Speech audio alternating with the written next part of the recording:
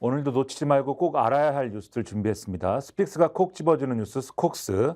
저는 시사평론가 김민하고요. 제 앞에는 오늘 대단히 바쁜 김성환 시사평론가님 나와 있습니다. 안녕하십니까? 안 바빠요? 저는 한가하죠. 네. 오늘 아침에도 하고 왔다는데. 아니죠. 네, 오늘 아침에는 저 한가했습니다. 오늘 아침에도 한가했고 네. 저녁 때도 한가하고. 저녁 때는 어딘가에 가는데 그 봐.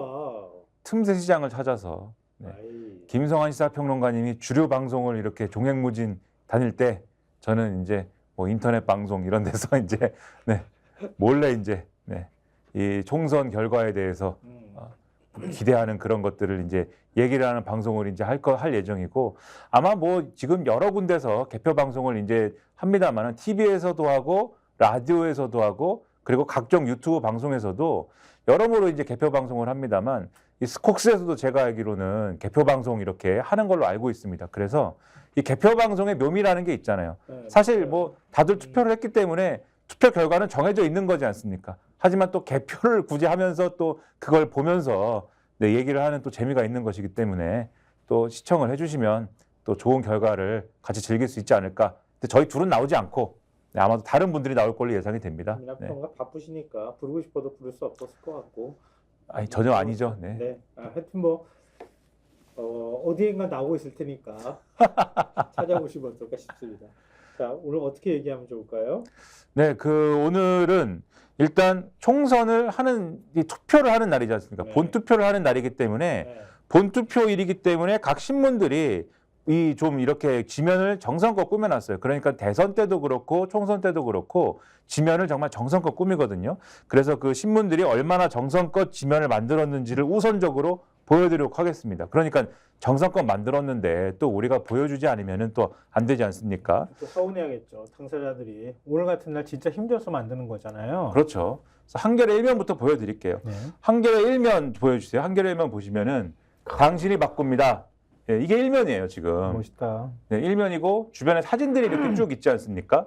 근데 사진이 뭐 그냥 이렇게 좀 지면을 좀 작게 보면은 뭐 사진이 있네 이렇게 생각하실 수도 있는데 저게 이제 선거운동 기간 동안에 그 각 후보들의 유세에 참가했던 그 자리에 있었던 시민들 내지는 또는 이제 부재자 투표나 사전 투표에 참여했던 유권자들 그런 이제 분들의 어떤 사진이에요 나름대로. 또는 투표를 독려하는 캠페인을 했던 그 기간 동안에 그런 사진들이어서 의미가 있어요. 그래서 쭉 보시면은 뭐 투표를 해야 된다라는 어떤 팻말이나 이런 걸 드신 분도 있고, 그 다음에 우측 하단에 보면은 저게 투표 캠페인 하는 분들이거든요. 남측 이 최남단에서 뭐 투표 캠페인 합니다. 이래서 의미를 실어서 하는 분도 있고, 좌측 하단에 보면은 군인들이 줄 서가지고 이제 투표하는 분들, 이런 분들도 있고, 요런 또 그 다음에 좌측에서 좀 밑에서부터 세 번째 그림 보면 저분이 이제 부산에서 대파 들고 있는 분이에요.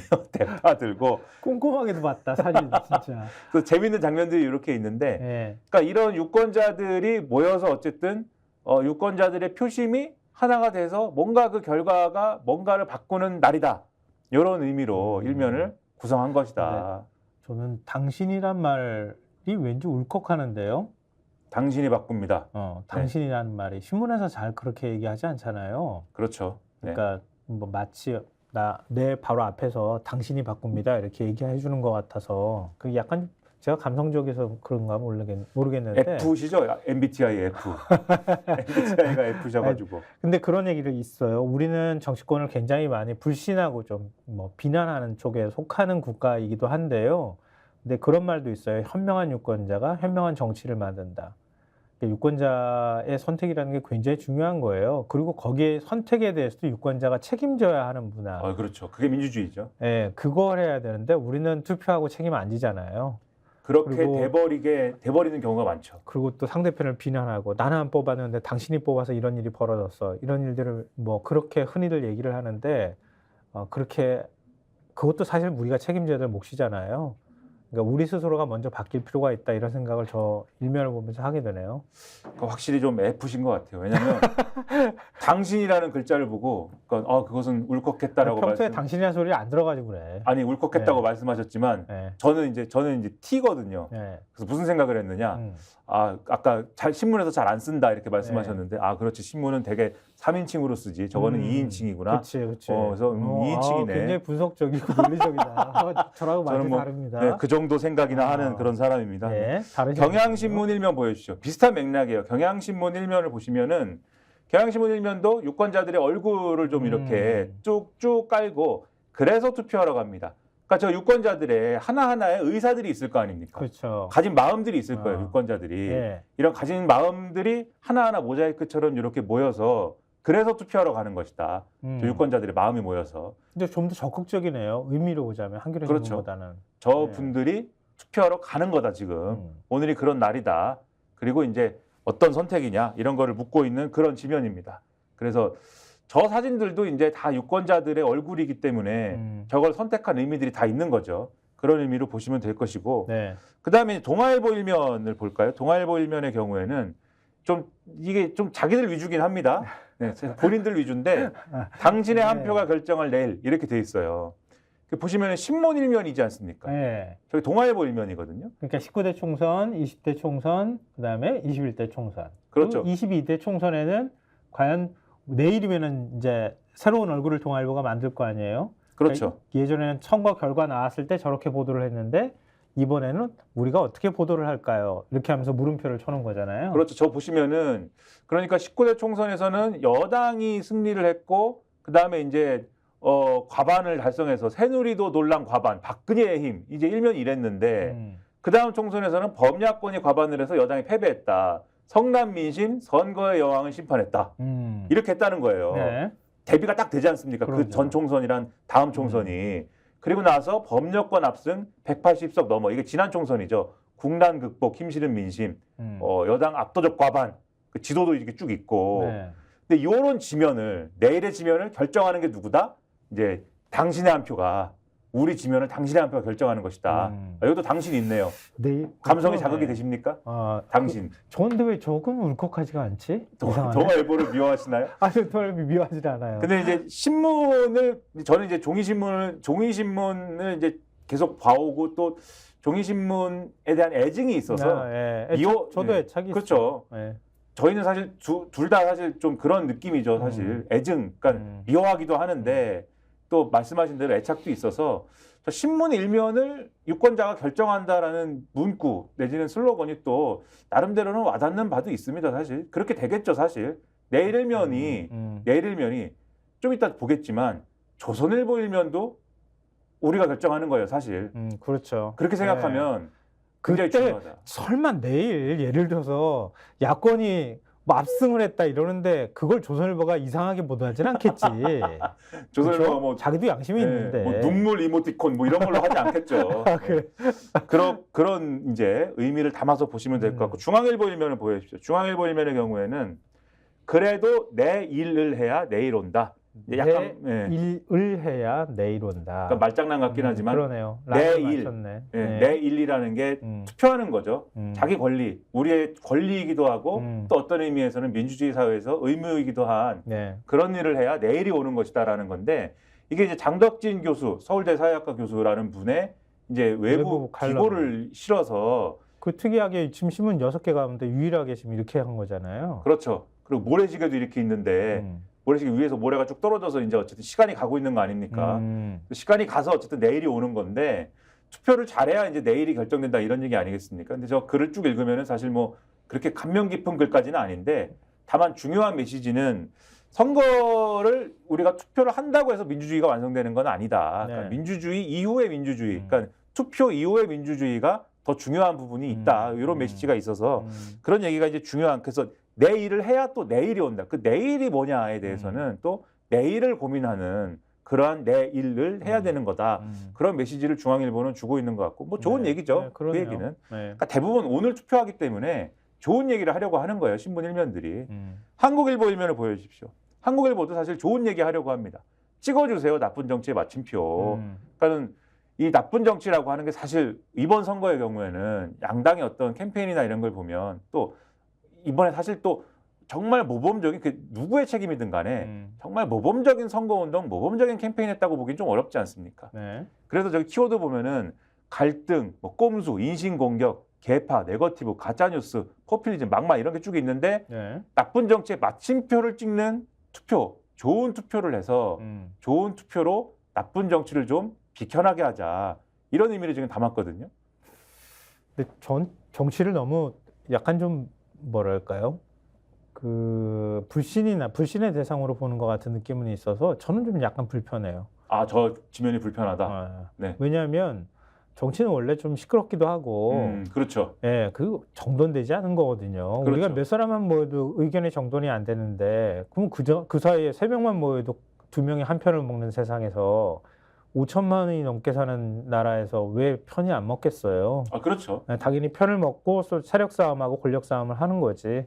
그러니까 그 행위 자체를 나쁘다고 보면 안 될 거고, 그 과정에서 뭐 서로를 비난할 때도 있고, 어떻게 막 경쟁하는데 너 참 잘한다 이러면서 경쟁하겠어요. 근데 그걸 어느 선을 우리가 지켜야 될 것이냐, 그걸 어떻게 좋은 방향으로 끌고 갈 것이냐, 그렇죠. 이런 부분에 대한 고민들이 좀 더 많이 들어갔으면 좋겠다 싶어요. 그래서 사실 이제 나쁜 정치를 좋은 투표로 좀 이렇게 정리하자라는 게 그러니까 정치가 나쁘니까 예를 들면은 정치가 나쁘니까 우리가 정치를 뭐 상대하지 맙시다 이런 메시지는 아닌 거잖아요. 어쨌든 투표를 네. 하자. 예. 투표를 해야 그나마 어제보다는 오늘이 좋아진다. 정치라는 게 말씀하신 대로 갈등 유발적인 것이고 또 갈등이 필요 충분 조건인 것이지만 네. 그러나 그 갈등도 어제보다 나은 오늘의 갈등이 있는 것이지 않습니까? 그런 면에서는 제가 볼 때는 또 이것도 의미가 있는 메시지인 것 같아요. 우리가 좋은 투표를 해야 그러니까 우리가 나쁜 정치하는 세력보다는 그게 어느 쪽 세력인지는 제가 뭐 얘기하지 않겠지만 나쁜 정치하는 세력보다는 상대적으로 그래도 좋은 정치하는 세력에 투표를 해야 그래 어쨌든 간에 상대적으로 좋은 정치가 이루어지는 거지 않습니까? 그런 의미로 보면은 이것도 뭐 좋은 메시지다. 좋은 메시지를 주려고 하는 신문이다. 근데 지금까지 얘기를 안 한 신문 있지 않습니까? 네. 역시 이제 오늘의 하이라이트. 예, 조선일보 일면을 보여주세요. 조선일보는 꼭 펴. 희한하게 펴. 네, 조선일보 그런 거 없어요. 네, 좋은 메시지 이런 게 아니에요. 투표의 힘을 보여주세요. 양쪽이 붙습니다. 양쪽이 붙는 붙는데 겁니다. 우리 독자들은 네. 어디를 선택할지 다 알고 있죠? 네. 그런 느낌인데. 네, 청코너 이재명, 홍코너 한동훈입니다. 여러분 알아들으세요. 이재명은 1% 승부 날 것이라고 했고 한동훈이 딱 한 표가 부족하다고 했습니다. 부족하다는데 줘야지. 네, 어느 쪽에 힘을 실어줘야 될지에 대해서 저희의 일면을 보고 좀 알아들으십시오. 네, 이렇게. 네, 역시 조선일보가 네, 홍코너와 청코너로 이렇게. 그러니까 그런 거잖아요. 이쪽은 범죄자라고 계속 얘기했던 거잖아요. 한동훈은 그런 비난까지는 듣지는 않았잖아. 물론 뭐 황태자고 뭐 여러 가지 비난을 받기도 하지만, 그러니까 조선일보를 보는 구독자 입장에서 딱 보자마자 그냥 바로 선택지가 나오잖아요. 투표에 힘을 보여달래요. 네. 그러니까 제가 쭉 앞서 한겨레, 경향, 동아, 중앙, 한국 이런 신문들을 설명드리면서 일면을 좋은 의미가 있다라고 강조한 이유가 저게 대비가 되기 때문이에요. 그러니까 투표하는 날인데 총선 날이지 않습니까? 어쨌든. 그렇죠. 주인은 유권자여야 되는 거잖아요. 그렇죠. 신문에. 유권자들에게 이 투표를 하는 거에 대해서 좋은 의미를 주기 위해서 노력하는 건 제가 신문을 만드는 입장이어도 당연할 것 같거든요. 그렇죠. 오늘은 선거운동은 끝난 날이니까 투표를 하는 거에 대한 어떤 사전적인 어떤 의미를 강조를 하고 어쨌든 누구 편이든 간에 어디를 지지하시든 간에 좀 더 좋은 정치를 만들어 봅시다. 내지는 유권자들이 정말 바라는 바가 정말 이 제대로 반영될 수 있는 그런 정치를 만들어 봅시다라든지 투표를 한번 제대로 해봅시다라든지 뭐 이런 메시지를 일면에 실을 것 같은데 홍코너 청코너 한번 붙습니다. 여러분 어느 편이시죠? 이렇게 묻는 신문. 아니 맨날 무슨 뭐 편가르기 정치하고 팬덤 정치하고 진영 정치한다고 그렇게 욕을 하더니 자기네들은 더 심하게 하고 자기네들이 우리가 권력에서 소외됐다 싶으면 막 미친 듯이 물어뜯고 들깨처럼. 그러니까 말이에요. 그러다가 지금 딱 선거일 날도 저러는 거 아니에요. 딱 반으로 쫙 갈라가지고 둘 중 하나 선택해? 이렇게 지금 얘기를 하고 있는 거잖아요. 그 일면에 그 권투 복싱 글러브만 딱 넣으면은 맞아. 정확해질 그 것 같습니다. 편집이야. 네. 그래서 오늘 이제 투표하는 날인데 본투표 날인데 사전 투표를 뭐 많이 하셨겠지만 본투표 하시는 분들도 많이 있습니다, 사실. 그렇죠. 3분의 2가 유권자 3분의 2는 아직 투표를 안 한 거잖아요. 그렇죠. 그리고 아마도 투표하실 분만 놓고 봐도 거의 반수를 좀 넘는 절반을 좀 넘는 아마 유권자들이 아직 투표를 망설이고 있는 것일 수 있습니다. 네네. 뭐 최종 투표에 달린 거겠지만 네. 그럼 오늘 상당히 중요한 날이기 때문에 투표를 하는 것에 대해서 좀 말씀을 드릴게요. 투표를 네. 하는 것에 대한 언론 보도. 한국일보 이면을 보시면 한국일보 이면이 제목이 이렇습니다. AI 시대의 수검표 도입, 당락 윤곽 새벽 2시로 늦춰진다. 아, 근데 이거 너무 힘들어. 오늘 개표 방송하고 뭐 방송해야 되잖아요. 예전 같으면은 12시만 지나면은 대략 이거 뭐 어느 당이 좀 승리했구나 이게 갈라지고 그러고 난 다음에 2시쯤 되면은 당락지가 전부 다 결정이 되는 정도 시간이란 말이에요. 근데 이번에는 안 된다는 거 아니에요? 그렇죠. 왜 안 되느냐? 이 기사에 이렇게 써 있습니다. 그러니까 여기도 써 있어요. 과거 총선 당일 개표 과정을 보면 대략 자정을 넘어서면서 당락의 윤곽이 대부분 드러났는데 올해는 오전 2시 전후가 돼야 된다. 왜냐하면 새로 도입된 수검표 때문이다. 라고 하면서 뭐라고 설명해놨냐면 네. 일부 유권자들이 선거 결과에 시비를 걸다 보니 논란의 소지를 원천 차단하기 위한 고육지책이다. 인공지능 시대에 사람이 일일이 눈으로 확인하고 손으로 세는 원시적인 방법으로 개표가 이루어지는 것이다. 이렇게 해놨어요.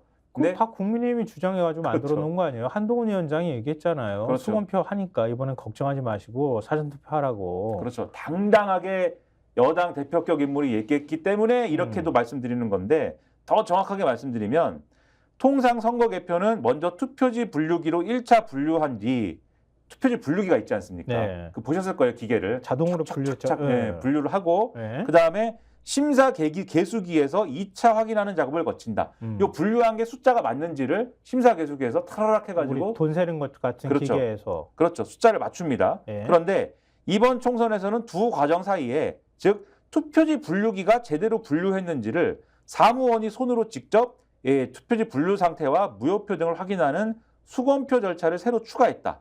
그러니까 절차가 늘어난 만큼 시간이 더 걸릴 수밖에 없다. 그래서 각 언론 매체에서 개표율과 득표율을 종합해 유력, 확실, 확정 등으로 당선 가능성을 공지하는 시간도 자연히 지체된다. 이렇게 얘기를 하고 있고요. 그다음에 요게 이제 늦어지는 요인 중에 하나라면 좀 이거는 뭐 국민의힘의 주장과는 관계없이 네. 비례대표 선거 개표는 100% 숫자급으로 이루어지는 점도 개표 완료 시점을 늦추는 요인이다라고 설명을 하고 있습니다. 비례투표 용지가 지금 51.7cm가 됐다는 거잖아요. 그렇죠. 이게 그 51.7cm이기 때문에 이 자동으로 분류하는 기계가 감당할 수 있는 길이를 넘기 때문에 요거는 뱀처럼 이렇게 가지고 가야 되는 거잖아요. 그렇죠. 요거는 할 수 없이 손으로 또 해야 된다. 이런 점 때문에 두 가지가 다 그 겹쳐가지고 이번에는 최종 당락이 결정되는 시간이 지금 뭐 한 60곳 정도가 경합지라고 얘기하는데 그런 지역 같은 경우에는 진짜 1000표, 2000표 뭐 그 안쪽에서 막 결정나는 것들이 많을 거란 말이에요. 근데 그거에 따라서 사실은 양당의 운명이 갈릴 수도 있는 거니까. 그렇죠. 그런 데는 또 막 후보들이 재검표하자고 그러고 막 이런단 말이에요. 그러면 방송에서 그러면 어떻게 보도를 해? 김성환 평론가님은 집에 못 가는 거죠. 뭘 못 가? 여기 스픽스도 와야 돼요. 그거 어떻게? 밤 새고 오시는 거죠 이제. 아니 지난 대선 때인가 제가 대선 때 라디오에서 무슨 개표 방송을 한 다음에 집에 가가지고 너무 피곤하다 12시 집에 왔거든요. 네. 피곤하다고 TV를 틀었더니 TV에 막 나오고 이러던데요. 이거 그때 개표 방송 하고 난 다음에 2시인데 잠이 도통 안 오는 거예요. 이게 박빙이잖아. 네. 이렇게 잠깐 보고 있는데 연락이 온 거예요. 3시 40분에 나오실 수 있으세요? 아니 당락이 결정이 안 되니까 0.73이니까 지금이라도 우리가 특별 편성해가지고 하니까 나와 주세요. 그래가지고 한잠도 못 자고 나왔어요. 특급 소방수, 개표 방송의 특급 소방수 김성환 평론가님. 그리고 이 한국일보 이면 잠깐 또 보여주시면 이면을 잠깐 한번 더 보여주시면 그 밑에 보면 사전 투표발 헛다리 총선 출구조사 이번엔 마칠까 뭐 이런 것도 있는데 보너스로 말씀드리면 출구조사가 대선은 잘 맞추는데 총선은 잘 못 맞춘다. 지방선거도 그렇고 잘 못 맞춰요. 지역구가 너무 많아. 그렇죠. 그래서 지난 총선의 경우에도 이 오차 범위가 커서 예를 들면은 지난번에도 예를 들면 뭐 민주당 뭐 170석 이렇게 안 했거든요.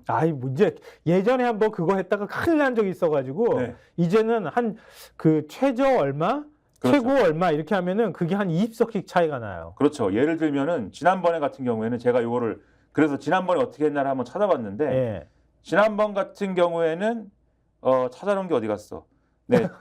자기 혼자 방송하면서. KBS 같은 경우에 더불어민주당, 더불어시민당 의석을 155에서 178석. 그러니까 20표 이상 차이, 20석 이상 차이 그렇죠. 나잖아요. MBC는 153에서 170석. SBS는 154에서 177석. 엄청난 차이지 않습니까? 아무도 못 맞췄어. 그리고. 그런데 실제는 180석이었다. 그래서 더군다나 이 출구조사에는 본투표 출구조사에서 사전투표는 또 안 들어가지 않습니까? 아, 그렇죠. 사전투표는 또 별도의 이제 여론조사 더 이제 정교한 기법의 여론조사를 통해서 이제 유추해가지고 네, 이거를 맞아요. 더해가지고 네. 과학적으로 해가지고 이거를 해야 되는데 사전투표율이 또 올라갔잖아요. 그래서 이 비중이 또 커졌기 때문에 출구조사만 가지고 이번에 또 안심할 수 없다. 개표 방송을 봐야 되고 김성환 평론가님을 봐야 된다. 그래가지고 항상 저 예측치가 나오잖아요. 그러면은 나보고 맞추라 그래도 맞추겠다 그런 얘기를 많이 하지. 20석 차인데. 그렇죠. 150에서 자, 174입니다. 민주당을 한번 예측해 보십시오. 이 민주당을요? 네, 150에서 200석 안쪽이 될 것 근데 같습니다. 그렇게까지 하면 좀 너무 레인지 큰 것 같고 150에서 184인 것 같습니다. 네, 그 정도가 아닐까요? 네. 150에서 180 글쎄요. 거기보다 더 비껴날 가능성도 있고 한번 네. 봐야 될 것 같습니다. 그래서- 어쨌든 이게 그런 네. 이유가 인력은 한 8,900명 정도가 그 앞에서 기다리고 있다가 투표 마친 사람들한테 설문지처럼 이렇게 받는 거잖아요. 그렇죠. 받고 난 다음에 그걸 실시간으로 취합해가지고 그리고 이제 마지막에 한 6시쯤 땡 되면은 투표 종료하자마자 쫙 하고 공개를 하는 거잖아요. 근데 말이 8,900명이지 이게 비용도 72억이 넘게 든다고 하는데 전국의 투표소에 몇 명씩 가겠어요? 가봐야. 그렇죠. 그 해가지고 조사를 해서 샘플링을 최대한 한다고 해도 결국 한계가 있을 수밖에 없다 이런 거잖아요. 그렇죠. 차라리 대선은 근데 큰 하나의 선거구니까 그게 굉장히 샘플이 큰 여론조사가 되는 거니까 그건 정확도가 굉장히 높을 수 있는데 총선은 선거구가 말씀하신 대로 여러 개니까 이게 안 되는 거죠. 아, 그러니까 그렇게 하겠네요. 기존의 여론조사를 계속 지속적으로 돌렸잖아요. 그래서 격차가 많이 벌어지는 곳은 출구조사를 좀 안 하는 거예요. 그래서 그곳은 그냥 두고 기존의 조사 결과를 토대로 해서 이게 격차가 20%포인트 벌어지는데 굳이 출구조사해가지고 합계하느라고 돈도 쓰고 시간도 들일 필요가 없잖아요.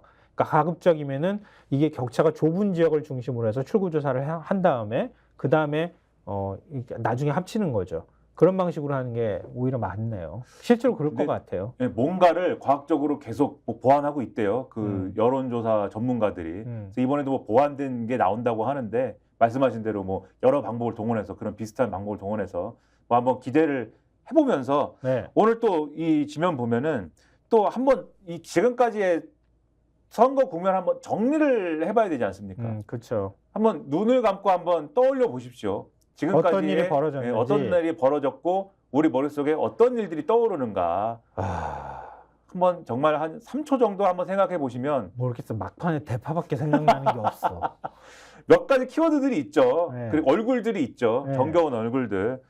한겨레 6면 보여주십시오. 한겨레 6면을 보시면은 정겨운 얼굴들이 있습니다. 네, 이게 한겨레 6면의 경우에 제목이 이제 대파의 요동, 막말의 분노, 예측 불허 넉 달 이렇게 되어 있는데, 네. 그러니까 이 총선을 아울렀던 키워드 내지는 사건 뭐 이런 것들을 여당과 야당, 그러니까 여권과 야권으로 나눠가지고 좀 정리를 해본 거예요. 보시면은 이제 뭐 정겨운 얼굴도 있고 이재명 대표 피습됐던 그때 사진도 있고, 네 여러 가지 이제 이 사건들 저 딱 보시면은 느낌이 오시죠? 소제목만 제가 읽어드릴게요. 네. 한동훈 비대위원장 등판 작년 12월 26일이잖아요. 그렇죠. 그러면- 사진도 있습니다. 저기. 맞아요. 맨 꼭대기에 있잖아요. 그리고 김건희 디올백 파문, 윤한 충돌. 이건 뭐 다 아실 것 같아요. 1월 달에 저 김경률 비대위원이 사과 언급을 했었죠, 그때. 그러고 난 다음에 한동훈 위원장은 뭐 국민 눈높이 했는데 그거 불쾌하다고 해가지고 너 비대위원장 그만둬. 정확히는 그게 불쾌했지만 왜 김경률 그치. 왜 비대위원을 사천에- 마포울로 보내지? 왜 사천인가? 사천하고 있어? 그걸 예. 구실로 잡아가지고 결국 국민들 모두 다 아는데 말이야. 그렇죠. 그러고 난 다음에 한동훈 위원장이 서천시장 그 화재 현장에 가가지고 90도 폴더 인사하면서 그래 그걸로 일단 끝내자 뭐 이렇게 했던 사건 기억하실 것 같고, 그리고 국민의힘은 상대적으로 공천이 조용했다고 하는데 공천 말미로 가면 갈수록 야, 또 이거 뭐야 이거 친윤 공천 다 해버렸네 이렇게 나오는데 그 가운데 막말 파문이 일기 시작하면서 도태우 장해찬 두 후보에 대한 공천까지 받았는데 공천 취소했잖아요. 윤 대통령이 굉장히 불쾌했다고 하는 후문이 좀 들려오는 그렇죠. 일도 있었고. 조선일보는 장해찬 후보의 무소속 출마는 윤 대통령이 시켰나요? 라고 이제 의심을 하고 있고, 뭐 그랬다는 얘기가 다 파닥에 뭐 정치권에 퍼져 그렇죠. 있어요. 네. 예. 이 시간에 좀 전해드린 바는 조선일보 사설에 그렇게 써 있더라.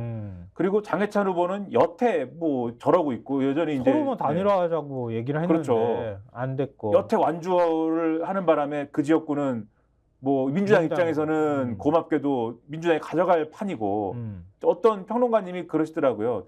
그 지역에서 민주당이 당선이 된다면 그거는 사실 역사상 이제 참 이제 흔치 않은 일이 될 것이다. 그 마지막에 뭐 국민의힘 지지자들이 사표 방조 심리가 뭐 작동을 해가지고 어느 한쪽으로 몰아주자 이렇게 했을 땐 또 어떤 변화가 일어날지는 그렇죠. 모르겠지만 그게 마지막 남은 변수인 것 같아요. 그 지역 같은 경우에는. 그리고 그 다음 이게 제일 중요한 것 같은데 런종섭 우리 나중에 백종섭까지 하신 이종석 호주 대사 이게 제일 컸던 것 같아요. 이게 분위기 그렇죠. 전환에 큰 기여를 했던 것 같고 그리고 난 다음에 황상무 시민사회 수석 그 언론인 회칼 발언, 회칼 테러 발언하고 그래가지고 여론이 확 뒤집어졌고 그리고 난 다음에 그거 빨리 무마해야 되는데 결국은 그렇게 반대하는데 호주로 내보냈다가 11일 만에 또 다시 되돌아오게 하고 뭐 황상무 수석은 또 자진 사퇴하는 모양새 취하고 그렇게 하고 언론에서 막 비판하니까 이거 공원유착이야 뭐 이러면 손가락질을 거꾸로 하는 일이 있었고 공수처는 좌파야 이러고 그러게 말이에요. 언론하고 짜고 친다고 그러고 그리고 대통령이 24차례 민생 토론회 관건 선거 논란 대통령이 이토록 열심히 국정을 잘 챙기시는 선거 앞두고 이렇게 잘 챙기시는 분도 별로 볼기가 어렵고 이렇게 열심히 도대체 액수를 다 취합하기도 어려울 만큼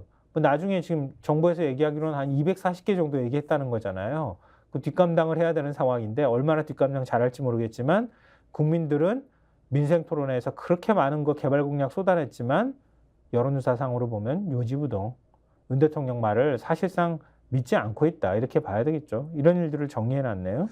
그리고 야당의 경우에는 야권의 경우에는 아까도 보셨지만 뭐 지면 다시 한번 보여주세요. 네. 한겨레 6면 지면을 다시 한번 보면서 말씀드리는 게 더 생생할 것 같아서 사진에도 있지만 이재명 대표가 피습되는 그러한 이제 참 안타까운 사건이 있었고 그리고 이제 이건 이제 야당의 한정한 변수를 얘기하는 거니까 네네. 이낙연 전 대표, 이낙연 지금 새로운 미래 대표가 탈당을 하고 그 다음에 새로운 미래하고 개혁신당이 막 합당을 하면서 제3지대에서 뭐 되나 싶었는데 오히려 설 그게 바로 직전에 막 그렇죠. 뭘 막 띄웠는데 네. 오히려 막 난리가 나면서 합당이 철회되는 사건이 있었고요. 그다음에 민주당도 공천 파동 이런 게 일어나면서 뭐 비명 행사니 뭐니 시끄러웠습니다만은 네. 그것 때문에 어쨌든 뭔가 이게 앙금이 남아서 선거에 영향 미치는 거 아니야라고 했는데 앞서 말씀하신 런종섭이니 뭐 이런 것이 막 뜨면서 분위기 좋아져서 지금 어쨌든 그 뭐 총선 끝나면 모르겠는데 이게 뭐 앙금이 남았고 어떻게 될지 모르겠는데 선거 과정에서는 어쨌든 원팀으로 지금 유세한다. 어제도 다 전해드렸잖아요. 네. 수습이 된 것 같고 그다음에 지민비조, 조국혁신단 돌풍 이게 일어났어요. 이게 사실 앞서 말씀하신 정권심판원회가 불거지는 시점하고 맞물렸거든요. 네. 그러면서 이 민주당의 여러 가지 위기가 한 방에 극복이 되는 그런 중요 변수로 이제 일어났고 네. 그다음에 마지막에 김준혁 후보, 양문석 후보 관련 파문이 지금 마지막에 어떤 이 선거 판세를 혹시 좌우하는 거냐 변수가 되고 있다라고 국민의힘은 보는데 민주당은 별로 그런 건 그거라도 아니야. 해야 하니까 이게 네. 제일 정확한 표현인 것 같아. 그거라도 해야 하니까. 뭐 그런 이제 지금 상황에서는 분위기죠. 어떻게 분위기 그렇죠. 반전을 하기 어려우니까 네거티브를 통해서라도 지지층을 결집시키고 기존의 민주당의 실망감을 좀 더 키우는 방법으로 선거 전략을 짤 수밖에 없었던 거죠. 그렇죠. 그런 얘기를 정리하고 있다. 마찬가지로 경향신문도 비슷한 정리를 해놨는데 네. 경향신문은 뭐 여야 묶어가지고 정리를 했어요. 근데 저는 키워드가 이게 좀 더 재밌어가지고 키워드를 또 소개를 해드리겠습니다. 마찬가지 내용인데 네. 대동소이에요. 근데 키워드가 이렇게 되어 있습니다. 마리 앙투아네트. 첫 번째 마리 앙투아네트. 김경률 비대위원 이 그렇죠. 마리 앙투아네트에 분개하셨던 거 아니에요? 그분이? 그렇죠. 김경률 비대위원이 마리 앙투아네트를 얘기한 이후에 대통령실이 한동훈 위원장 사퇴를 요구했고 이걸 거부하면서 확전이 될 것 같았지만 어쨌든 화해를 했지만 화해를 한 결과가 뭐였느냐? 한동훈 비대위원장의 차별화가 실패한 거였다. 경향신문 이렇게 정리하고 있고 네. 이른바 이제 비명 행사 논란. 네. 이게 어쨌든 양당의 공천 작업이 진행되면서 잡음은 어쨌든 더불어민주당에서 더 자주 흘러나왔고 비명계 인사들이 낙마하면서 이게 이재명 대표와 가까운 인사들로 공천이 된 거 아니냐 불만이 제기가 됐고 상대적으로는 국민의힘이 조용한 공천을 지향했다라고 했는데 결과를 보니까 이 용산 출신 참모들이 대부분 본선에 오르고 뭐 친윤계 현역과 용산 출신 참모들이 대부분 본선에 올라서 친윤불패 공천이라는 평가가 됐더라.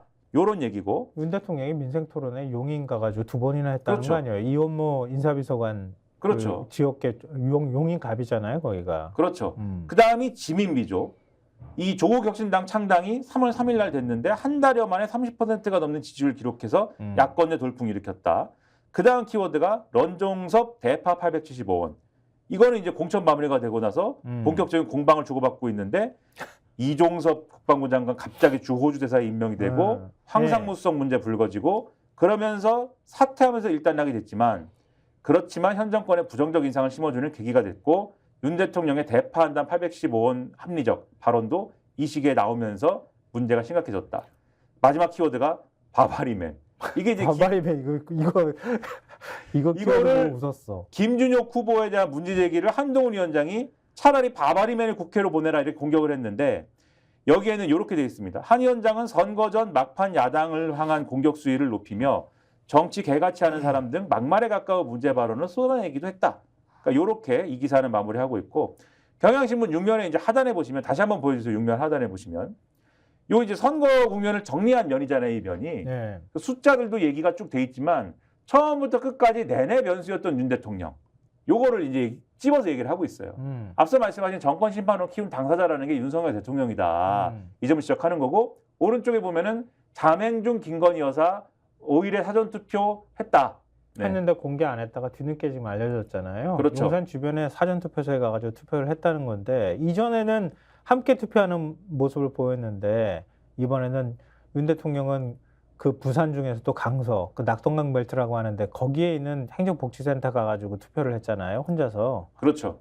그거 뭐 같이 투표하는 모습 보이면은 민심에 악영향 미친다 뭐 이렇게 내부적으로는 참모들이 건의를 했겠죠. 아마도 그렇게 추정이 되고 그러니까 김건희 여사가 지난번 지방선거 때는 윤석열 대통령하고 같이 사전투표에서 투표를 했는데 대선 후보 때, 대선 때는 윤석열 대통령이 부산에서 할 때 김건희 여사는 서초동에서 사전투표를 각각 했습니다.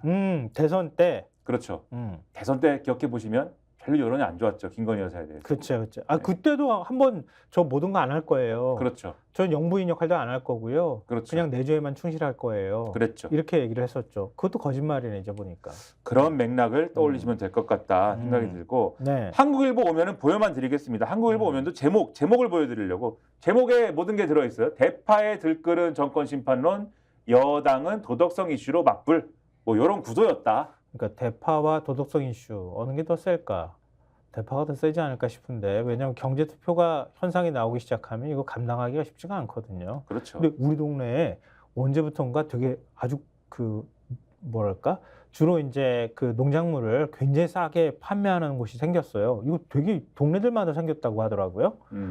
근데 거기 지나다닐 때마다 대파 가격을 내가 확인해. 진짜 싸게 팔거든요. 얼마입니까? 대파 가격 2,000원이더라고. 와, 아니 저는 진짜 싸게 파는데도 그래서 사람들이 지나가다가 그 동네 다른 데는 막 뭐 무슨 총각내 뭐 많잖아요. 그런 거.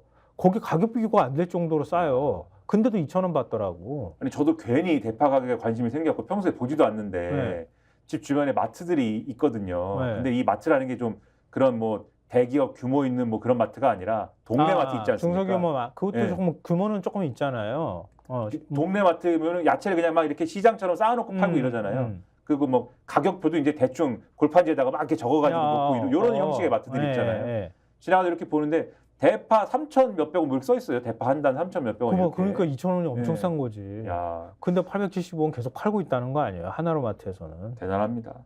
그리고 이제 중앙일보 3면 보시면 이거는 이제 재밌어서 제가 이 대표들의 말을 분석한 지면입니다. 지난번에 한겨레가 한번 키워드 분석하고 난 다음에 신문들이 다 자극받았어. 그 다음에 중앙일보가 또 한 번 하기도 했었고. 네. 이제는 완전 총정리. 그렇죠. 근데 이 그림이 특이해요. 제가 볼 때. 이재명 권력 823에 한동훈 범죄 781의 네거티브 치중인데 네. 그러니까 메시지가 이제 네거티브였다라는 건데 근데 그림에 들어있는 키워드를 보시면 안 맞아 제목하고. 근데 이제 저 제목은 뭐냐면 권력이라든가 뭐 이런 걸 언급한 게 권력을 비난을 했다. 그러니까 윤석열 대통령이라는 어떤 그 정권 심판을 위해서 권력을 비난했다 이런 건데 그거는 근데 예를 들면 정권 심판론 얘기를 하는 게 뭐 네거티브입니까 그게? 그럼 야당은 원래 그렇게 하는 거예요. 그렇죠. 그렇다기보다는 이 정권 심판론이라는 메시지를 강조하면서 나온 것 같고 다시 한번 보여주세요. 중앙일보 지금 3면을. 그 그림에 대해서 얘기를 하려고 그러는데 예. 이재명 대표가 얘기한 거는 권력, 투표, 경제, 미래, 정권, 주권 한 다음에 윤석열 나오지 않습니까? 그러니까 이렇게 보면은 그렇게까지 네거티브는 아닌데 그런 느낌이잖아요, 사실은. 아니 근데 되게 좋은데 뭐 키워드만 보면. 그러니까 저렇게 그려놓으면은 그렇게까지 나쁘지 않아요, 느낌이. 예. 근데 한동훈 비대위원장이 한 얘기 보면은 범죄, 투표, 범죄자, 조국, 이재명, 김준혁, 양문석 그 다음에 미래가 나오는 거예요, 지금. 그러니까 이렇게 정리를 하니까. 집권 여당의 당대표 격이라는 사람이 선거를 하는데 우리가 어떻게 하겠습니다라는 얘기가 하나도 없었다는 얘기 그렇죠. 아니에요. 이렇게 정리를 하니까 확실하게 오히려 대비가 된다. 그래서 이거는 좀 제가 볼 때는 한동훈 비대위원장이 좀 너무한 거 아니냐, 이 그림을 보면 메시지가. 너무한 정도가 아니지 사실은. 우리가 그렇죠. 어제도 얘기했잖아요. 어떤 선거나 즉 집권을 한 집권 세력을 계속 우리가 지원해 줄 건지 아니면 잘못했으면 회초리를 들어서 국정기 좀 바꿔라고 경고를 보낼 것인지를 결정하는 거지. 야당을 갖다 놓고 우리는 멀쩡한데 야당이 우리를 괴롭혀가지고 야당을 심판해 주십시오 이렇게 해버리는 게 어딨어. 그렇죠. 사실은 굳이 얘기하자면 2004년 총선 때 그때 탄핵 소추 후폭풍이 불었잖아요. 그때 집권 여당인 열린우리당이었단 말이에요. 그러니까 근데 그때도 뭐 탄핵한 세력에 대한 심판 얘기는 언급을 하긴 했고 또 했지만 그래서 열린우리당이 과반 이상의 의석을 얻었잖아요. 그렇게 하긴 했지만 그때도 이 정도까지는 아니었어. 근데 지금 뭐가 있다고 지금 그러는 거야? 범죄자들이라고 생각하기 때문에 그래? 그리고 기사 내용을 조금 더 소개를 그럼 해드리면 이런 이제 내용이 있어요. 한동훈 비대위원장이 계속 저렇게 범죄, 조국, 이재명 이렇게 강조를 했고 조국 대표에 대한 언급 빈도가 이재명 대표보다 높았다. 이렇게 돼 있고 이거 이제 공식 유세 발언을 중앙일보가 전수조사한 겁니다. 네. 공식 선거운동 기간 동안에. 그리고 문재인 전 대통령이 지원 유세에 나서자 문재인을 103차례 언급을 했다. 그리고 공식 선거 기간 후반부에 갈수록 야권 200석을 부각을 했다. 200석을 122에 개헌을 50회 언급을 했다. 그리고 투표를 724차례 말하면서 지지층 결집을 호소한 것이다. 이렇게 분석을 해놨고 이재명 대표의 경우에는 앞서 말씀드린 대로 이제 권력, 정권, 주권, 심판, 윤석열, 대통령 이렇게 쭉 강조를 했는데 한동훈은 한 차례도 언급을 안 했다. 이거는 선거 구도를 윤석열 대 이재명으로 만들기 위한 것으로 풀이가 된다라고 이제 해석을 하고 있습니다. 그리고 김건희도 한 차례도 언급하지 않았다. 이런 걸 보면 사실 오히려 네거티브를 잘 안 했네요. 그러니까 저도 방송에서 그런 제안을 했는데요. 이재명 대표는 한동훈 위원장을 언급할 필요가 없어요. 그렇죠. 언급하면 할수록 키워주는 거야. 아예 무시하면 돼. 그리고 같은 급이라고 볼 수도 없어, 제가 볼 때는. 그러니까 일부러 빼는 거지. 무시하고 가버리는 거예요. 그런 전략을 볼 수 있었다. 그다음에 이제 오늘 본투표하는 날이니까 또 항상 또 저희들이 얘기합니다만 이제 얘기만 하고 사실은 좀 그렇습니다만 정책이 중요하다 이런 얘기 하지 않습니까? 네, 이번 선거에 정책이 어딨어? 눈에 잘 안 들어오는 것도 사실이었죠. 그렇죠. 네. 그런 생각 하실 수도 있지만 또 신문들이 또 그런 마음을 갖고 있기 때문에 정책 정리를 한 면도 있습니다. 그래서 이런 거는 사실은 신문 기사로 작성할 때 읽을까? 이거 줄까? 이러면서 쓰기는 하는 거지만 그래도 뭔가 노력이나 공을 들여서 그렇게 그렇죠. 유권자들한테 보여주고 싶은 마음이 담겨 있는 거예요. 그렇죠. 경향신문 5면을 좀 보여주십시오. 경향신문 5면 보시면 정책 기사인데 의외로 이렇게 공을 많이 들였어요. 네, 굉장히 많이 들였어요. 투표소 가기 전 정책궁합 맞춰볼까 이래서 색깔을 보시면 아시겠지만 각 당의 주요 정책을 저렇게 색깔로 쭉 이렇게 표시를 해놓기도 했고 그다음에 밑에 무슨 뭐 OX 표가 있는데 그 OX 표는 정책 주제별로 어떤 당이 어떤 입장이냐 저렇게 쭉 이제 이 표시를 해놓은 겁니다. 그래서 내가 정책을 그래도 보고 투표를 오늘 해야겠다라고 생각을 하시면 이 보도를 좀 참고하셔가지고 이 투표를 하시면 좋겠다라는 말씀을 드리는데 그 안에 표 안에 들어있는 거 제가 몇 가지만 말씀드리면은 좋을 것 같아요. 이게 얼마나 대비가 되는지. 비례대표 확대, 국민의힘은 X. 교섭단체 요건 완화, 국민의힘 X. 국민의힘이 X한 것만 제가 찬성하고 X 말씀드릴게요. 대통령실 세종 이전, 세모. 한일 군사협력 강화, 동그라미, 양안전쟁 개입, 동그라미, 전세 사기 선구제 후 회수, X, 금투세 폐지, 동그라미, 상속증여세 인하, 동그라미, 소형 모듈 원전 도입, 동그라미, 비동의 강간죄 도입, X, 근로시간 단축, X, 차별금지법 세모, 민생회복지원금, X, 뭐 이렇게 돼 있네요. 그러니까 민주당하고 많이 비교가 되긴 되네. 보니까. 그렇죠. 그래서 요걸 이제 잘 보시면 되고 만약에 이거를 아니 당신들 그렇게 잠깐 소개해 줘 갖고 내가 어떻게 봅니까라고 생각하신다면 검색을 포털에다가 정책궁합으로 검색을 하십시오. 정책궁합 검색하면 그럼 검색이 되겠네요. 예, 보니까. 기사가 나옵니다. 그걸 보시면 되고 비슷한 걸 동아일보도 했습니다. 동아일보 4면 보여주시면 동아일보는 이제 이렇게 민주 1인 25만 원 민생 지원 재원 13조 마련 방안은 미지수 그리고 국힘 금투세 폐지하겠다 수조 원 세수입 줄어들듯 기사는 이렇게 제목을 뽑았는데 가운데 저 그림도 그려놨잖아요. 그래서 이 주요 공약은 뭐고 그다음에 저출생 청년 노인 그다음에 교육 이런 거에 대해서 어떤 이제 주장을 했느냐를 그림으로 저렇게 좀 만들어놨고 예. 가운데 이제 조국 당의 이제 논란성 공약에 대해서 또 기사를 배치를 해놨습니다. 그래서 요거는 요렇게 좀 기사를 배치했더라. 이렇게 소개를 일단 해드리고. 그러니까 경향신문 기사하고 일맥상통하는 부분이 있어요. 왜냐하면 그 부자 감세에 대해서 민주당은 적극적으로 반대를 하는데 국민의힘은 감세 정책들을 계속 하고 있다. 이게 그렇죠. 대조를 보이는 거고 한일 군사협력 강화, 야간 전쟁 개입은 민주당은 반대, 국민의힘은 찬성. 이런 부분에서 제일 극명하게 차이가 좀 나긴 나는 것 같네요. 그렇죠. 그다음에 오늘도 이제 판세 내지는 뭐 투표율 이런 얘기 좀 해야 되죠. 네. 판세에 대해서 신경 많이 쓰는 신문 동아일보입니다. 동아일보 보면 계속 저희가 소식 전해드리고 있죠. 동아일보 이거 굉장히 집착해요. 이 판세에 대해서. 제가 볼 때 오늘 조선일보는 어제부터는 이런 얘기를 없어요. 포기했거든요. 맞아요. 포기를 했습니다. 조선일보는 이제 그만해야겠다. 우리는 포기한다. 투표 전망 이런 거 포기하는데 동아일보는 지금 보시다시피 뭐 동작을 분담감 양산을 밤새 눈 못 뗄 격전지 10곳 이렇게 돼 있는데 네. 사실 저거는 이제 그림으로 보시면 되는 거고 중요한 건 밑에 민주 151석 플러스 알파 국힘 120석 안팎 이렇게 돼 있어요. 저게 무슨 내용이냐면 뭐 일면에도 있습니다만 저 내용을 중심으로 좀 소개해드리면은 양당이 내부적으로 목표를 어느 정도 보고 있느냐. 그게 계속 바뀌었잖아요, 조금씩. 그렇죠. 네. 근데 정말 이 본심이 뭐냐. 그렇죠. 자꾸 얘기를 이제 이렇게 하고 저렇게 하고 하니까. 웃소 전략도 피고 엄살 전략도 피고 뭐 그렇죠. 공포심 조장 전략도 피고 그러는 거 아니에요? 그렇죠.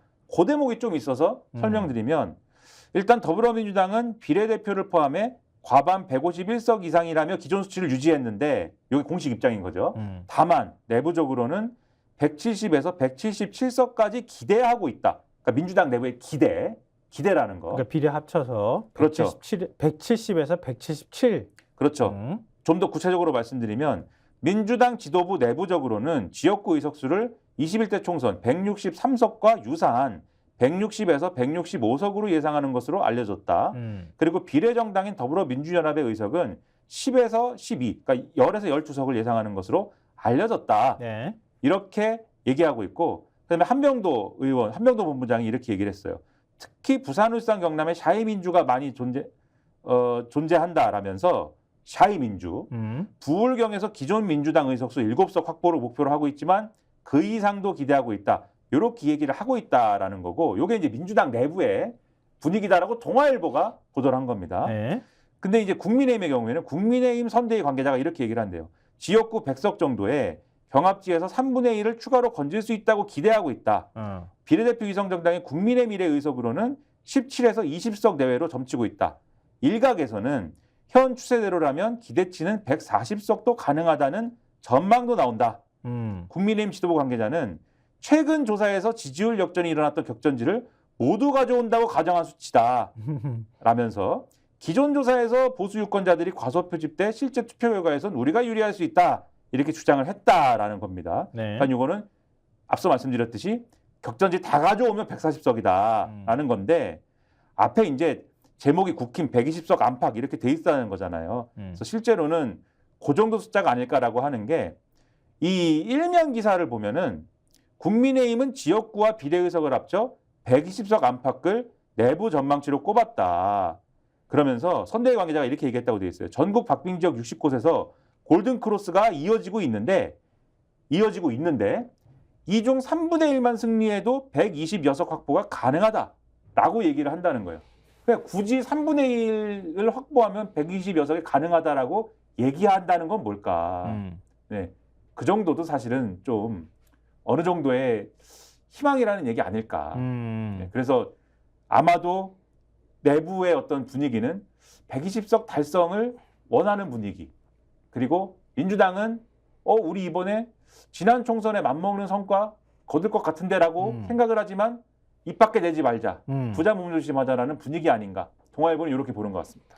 그러니까 그동안에 선거 많이 봤지만 이렇게까지 아무리 엄살 전략에 들어가 있다 하더라도 국민의힘이 전망하는 것처럼 이렇게까지 전망하지는 않아요. 잘. 그렇죠. 비슷비슷하다. 그러니까 나와가지고 우리가 해볼 만하니까 빨리 나와서 표 찍어주십시오. 뭐 이렇게 얘기를 해야 된단 말이에요. 그게 그렇죠. 일반적으로 정상적인 건데 국민의힘은 어차피 질 거야. 지는 걸 전제로 해서 지금 자꾸 얘기를 하고 있어요.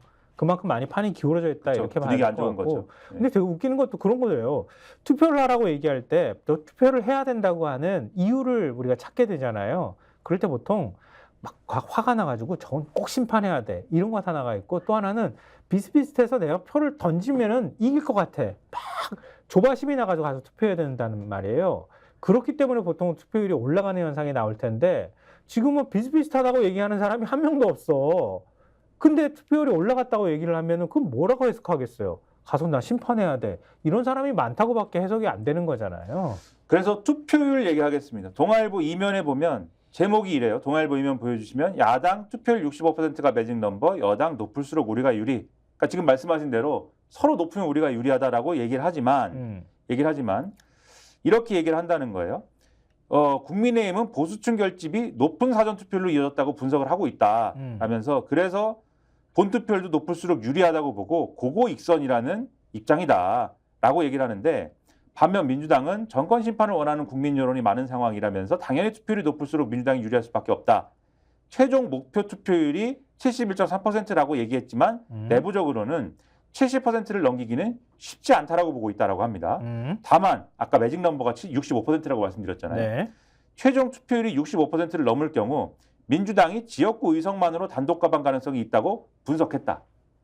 그러니까 65%만 넘겨도 지역구 의석만으로 150 넘는다. 아까 근데 비례의석이 10석 이상이라고 그랬잖아요. 네. 65만 넘어도 160 이상을 한다라고 민주당 내부에서는 그런 기류다. 동아일보 이렇게 보는 거고. 그러니까 지난번 총선 때 민주당이 163석을 갖고 왔잖아요. 지역구에서만.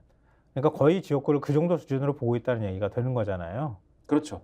그리고 연령별 투표율에 있어서도 국민의힘은 2030이 오는 게 뭐 우리한테 불리하지 않다. 오히려 유리한 면도 있다. 이렇게 보지만 동아일보 기사에 따르면. 근데 민주당의 경우에는 57세, 56세 이하 세대의 경우에 이 전체 투표율이 높을수록 56세 이하 세대가 온다는 거고 그렇다고 하면은 뭐 이것은 우리에게 유리하다. 앞서 56세 이하라고 얘기를 하는 게 어제 말씀드린 거 네, 60대 맞아요. 중에서도 60대 60대 초반이면 그리고 60대 남성인 경우에는 지금 민주당이 우호적인 분위기가 있다라고 말씀드리지 않았습니까? 그 얘기하는 거예요.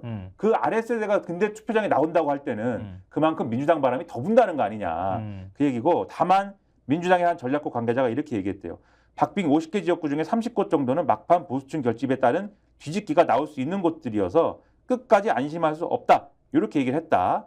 요거까지 말씀드리고 경향신문 이면 보면은 정치에 등 돌린 2030 세대 이들의 표심이 승부 가른다 이렇게 돼 있습니다. 네. 요건 계속 말씀드리는 거 2030 세대의 표심이 이제 좌우한다 이 말씀 계속 드렸잖아요. 그러니까 왜냐하면 어제도 제가 숫자를 구체적으로 말씀드렸던 것처럼 60대가 지난 총선 때 투표율이 66.2가 나왔을 때 60대 투표율이 80%였어요. 그럼 60대는 도대체 얼마나 더 투표를 해야 돼? 근데 그러면은 20대는 60%에서 한 56% 사이였단 말이에요. 20, 30대 젊은 층은. 그 전체 투표율이 만약에 70%까지 올라가려면은 20, 30대가 그 정도 투표를 하거나 그보다 더 많이 투표해야 된다는 얘기가 나오는 거잖아요. 그러니까 20, 30대가 어떤 성향을 가지고 투표하느냐가 매우 중요하다. 이런 결론에 이르게 되는 거죠. 그렇죠.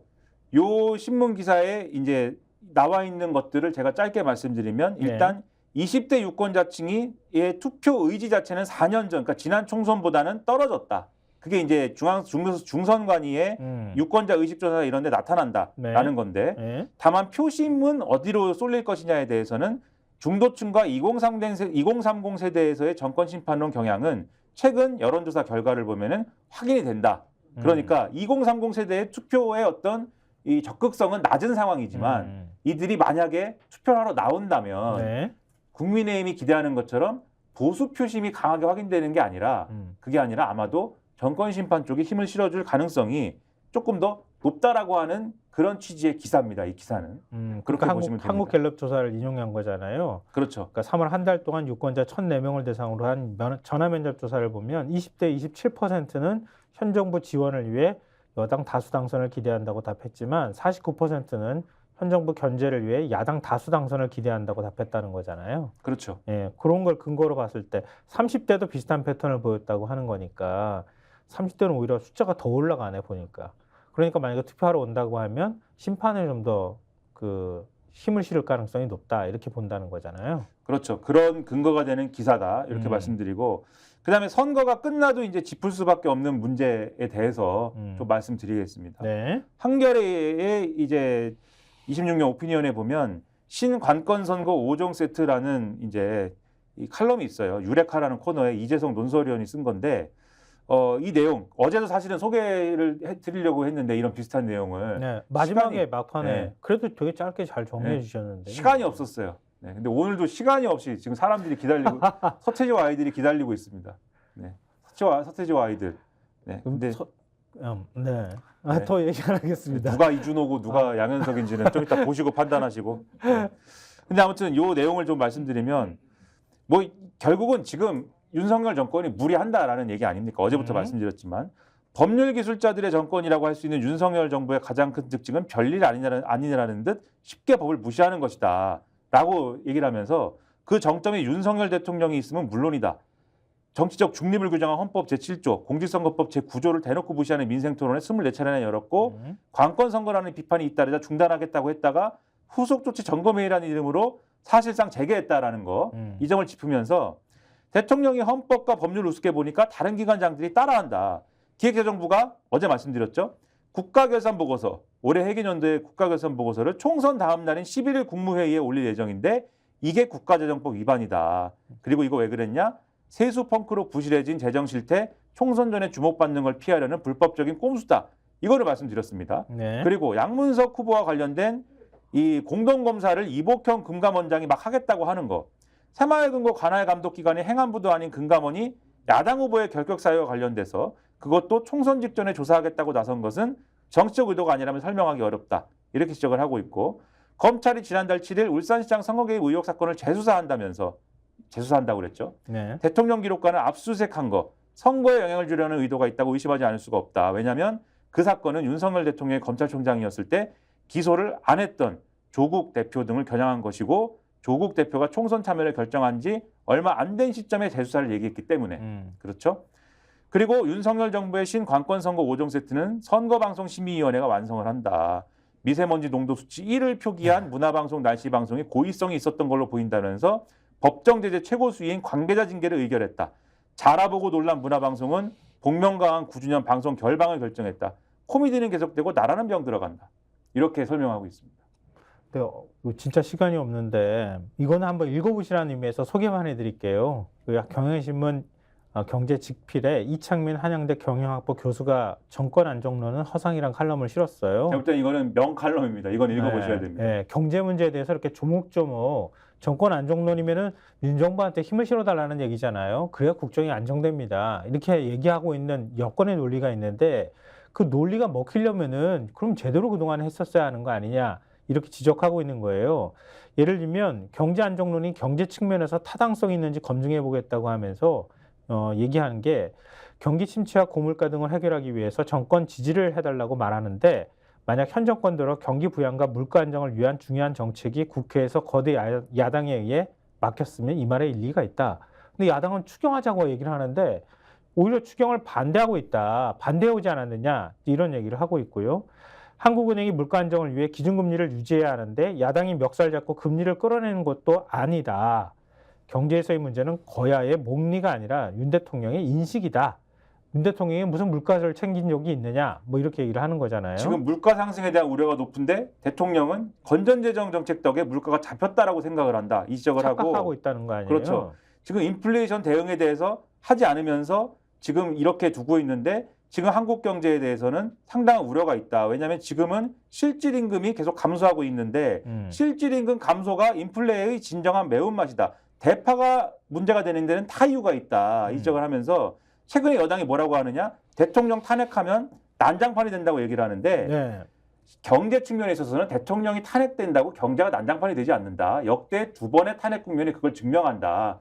경제가 난장판이 될 때는 대통령과 집권 여당이 경제 운용에 무능할 때다. 이렇게 지적을 합니다. 지금 무능할 때다. 그렇죠. 무능하다. 지금 무능하다 이렇게 얘기를 하고 있는 거잖아요. 한번 읽어보십시오. 투표하기 전에. 투표를 하신다면. 네. 아무튼 좋은 참고 자료가 될 것 같습니다. 저희가 할 말이 더 많은데 뭐 도대체 시간을 얼마나 써야 네. 되는 거예요? 시간이 없기 때문에 오늘도 네. 여기까지 하고요. 네. 계속 말씀드리지만 신문 일면에 투표는 좋은 내일을 만드는 우리의 권리이자 의무이다 이 말씀 드리면서 저도 한 말씀. 네. 현명한 유권자가 현명한 정치인을 뽑습니다. 네. 역시 이렇게 좋은 말씀. 음. 네. 저희 둘이 이렇게 좋은 말씀으로 마무리를 하면서 오늘의 스픽스가 준비한 스콕스는 여기까지 하고요. 저는 시사평론가 김민아였고 저는 김성환이었습니다. 네, 감사합니다. 정치권색. 다시 제가 말씀드리죠. 예. 구독, 좋아요, 사랑입니다. 예.